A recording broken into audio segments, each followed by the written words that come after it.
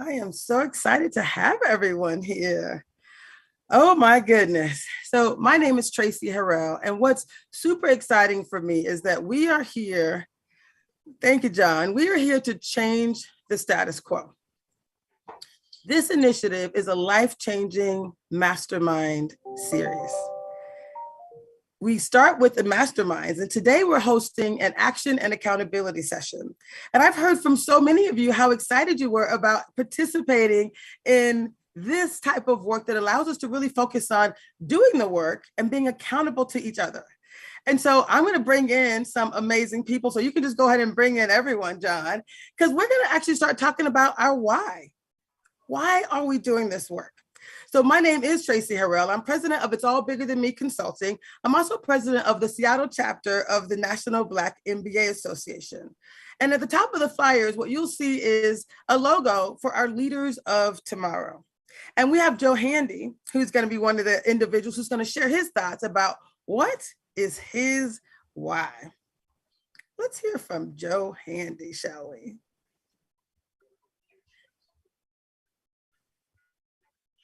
Joe is muted right now. We're gonna. The asterisk on it is, why is this important to our youth? In many cases. Let me restart that for you, Tracy. Here we go, Joe. Tracy, thank you, first of all, for having me participate in this discussion. And you made the point of, and I want to put an asterisk on it, is why is this important to our youth? In many cases, in our current positions, we have seen a level of success. But had it not been for those outliers that we've observed throughout our lives, we wouldn't have seen the success that is widespread throughout other communities. So it's extremely important for us to be in positions and show up in a way that illustrates what you can achieve if you apply yourself and have the resources to do so. So it is our responsibility to be in these kinds of conversations, to be able to show the youth what lies ahead of them, because they are the ones that's going to impact change. We are now planting seeds, but the youth, by way of our conversations, by the way of these sort of conversations and showing up in a way that illustrates what steps that we've taken to get here, is how we nurture those seeds and help them grow and develop so that we can create this generational sort of roadmap for our community to advance. Do y'all love that? The generational roadmap. So we're here to bring forth that generational wealth of knowledge. We actually know what success looks like. So in addition to being president of the Seattle chapter, part of that responsibility is making sure that we are investing in our future, investing in our leaders of tomorrow. I'm also a certified success coach with Success Magazine. So when we call this Achieving Success, it's because we as a community have everything we need to be successful. We have people who are here today. They're going to talk a little bit about their why and how they can help each of you to achieve success in business and in life. So I'm going to start with Miss Tara Smith as one of our next guests. Miss Tara, tell us who you are. I have you listed as Director of DES. People may not know what DES is, and less important, because we're going to talk about what you could do and how you could do it later. Right now, I want them to tell you, I want you to tell us about your why. Why do you do this work, and why is it so important that we combine in such an intentional way to help others to achieve success in business and in life and as community?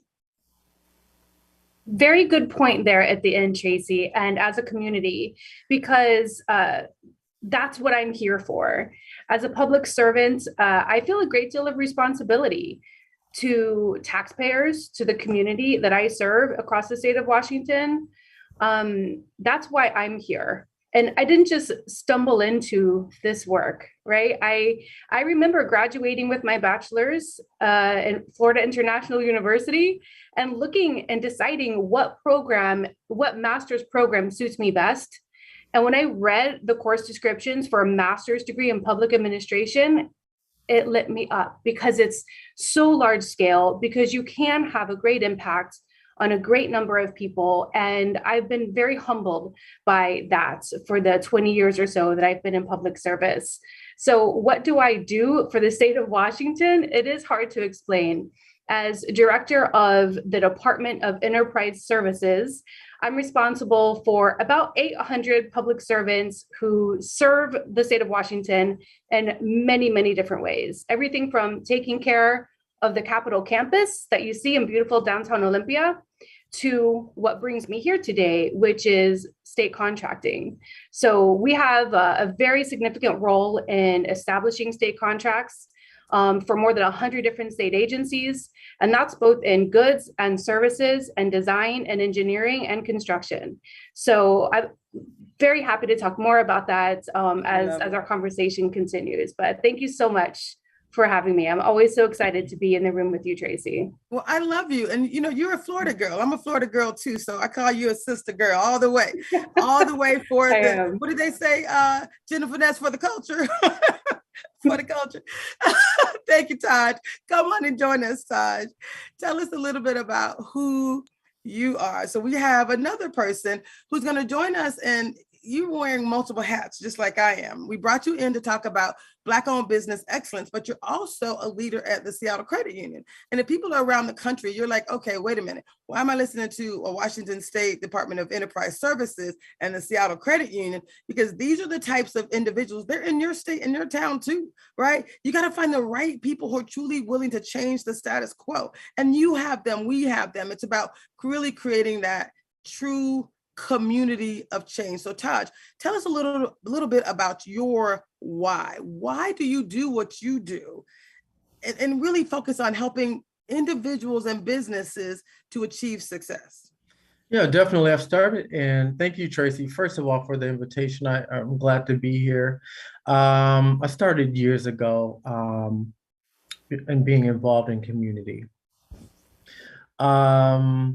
I moved here almost 10 years ago, and literally the first month I was here, I was like, I need to do something in community. Got into community, drew back, put a lot of energy into work. And one morning I literally woke up, I said, I'm not doing enough. Like, it's just in me. I'm not doing enough. So I went back out. I started working with certain nonprofits. And then I started diving a little deeper into community. My why was to assist and serve, of course, but my why changed during the pandemic. It changed because I was at another financial institution, and we were giving out PPP funds. And this is the first round of PPP funds. And we were all instructed to call our book of business, call every single business in your book and let them know that we are giving out PPP loans.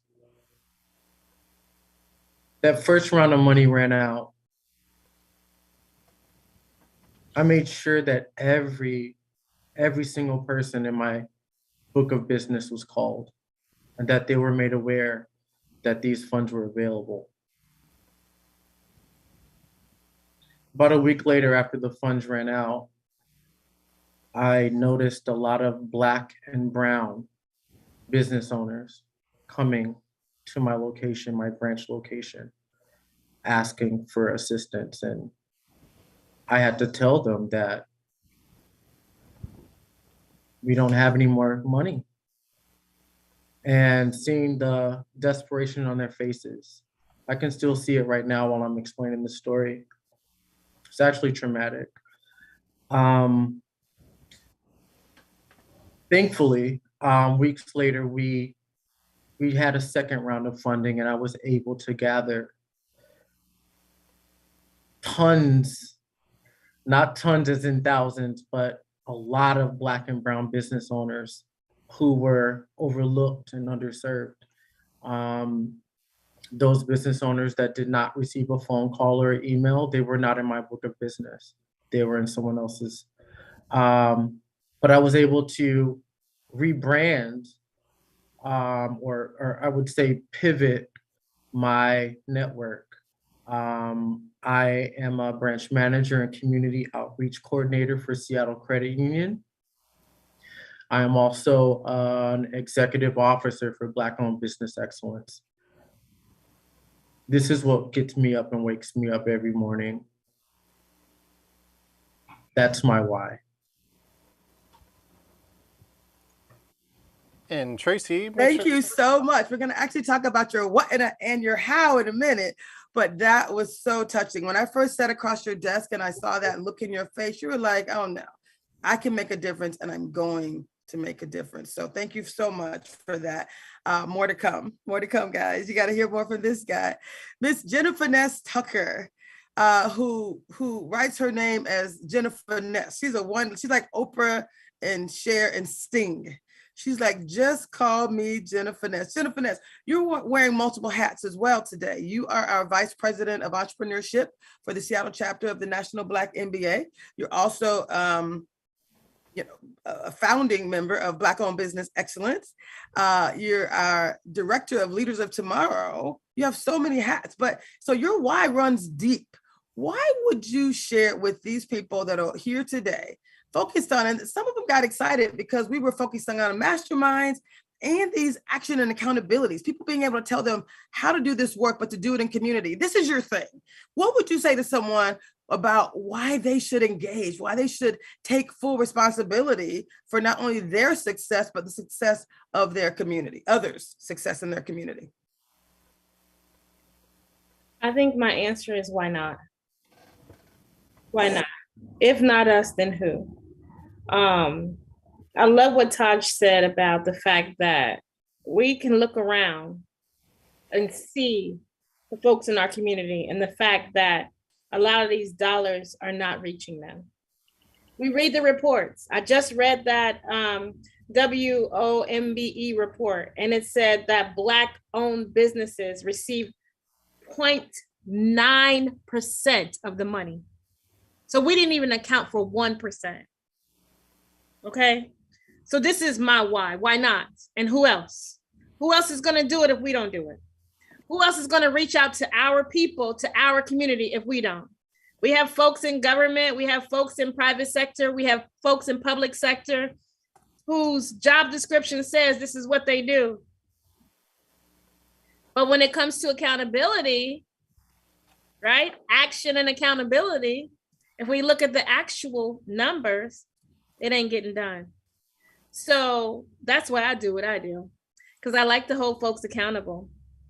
And I like to get in their face and ask the tough questions that nobody else is asking for my people, for Black-owned businesses. It ain't about me. It's about the folks who I can reach and the folks who need me to stand in the gap for them to make sure that they're getting the resources they need. So that's why I do it. So it has nothing to do with me as an individual. It has everything to do with the folks who we are reaching through the National Black MBA Association, through the Black-owned Business Excellence, through Seattle Credit Union, through all of these different organizations that we are attached to. So that's why I do what I do. Don't y'all love my people? Don't you love my people? Go ahead and light up the chat. I think I see a few people that are in the chat that I'm going to bring on as we continue this conversation, but I really want to focus on some more whys. And Miss Rachel Green, you are the past president for the Seattle chapter. And you have a why. Bernard Walker, I'm gonna bring both of you guys on at the same time, actually. You're also a past president, the